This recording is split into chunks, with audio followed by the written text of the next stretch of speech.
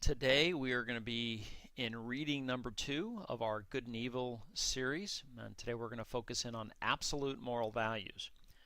We are going to make the moral argument very personal in this session.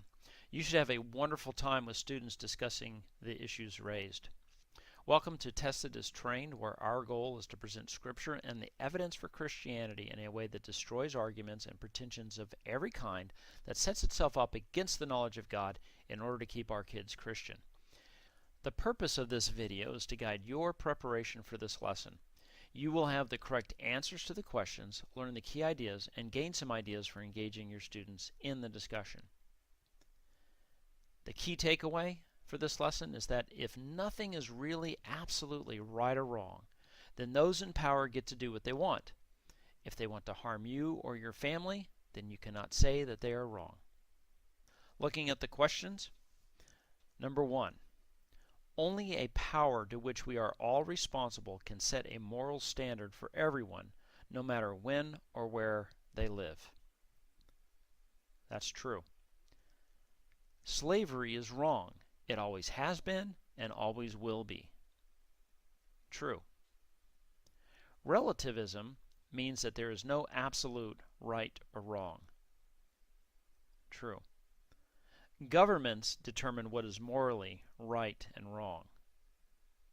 False. Absolute moral values exist. True. This session gives you the opportunity to ask a lot of questions.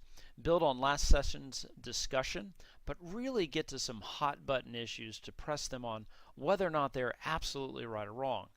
Connect that admission with the only source to which the entire world is morally accountable: God.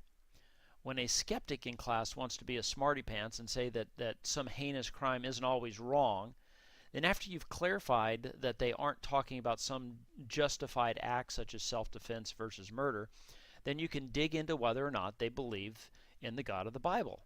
If they don't, then they are put into a tough spot as to explaining why it would be wrong for someone to come into their home, kill them, and take their TV. You may want to do a role play with a student acting as a skeptic who does not believe in God but does believe that there are absolute moral values.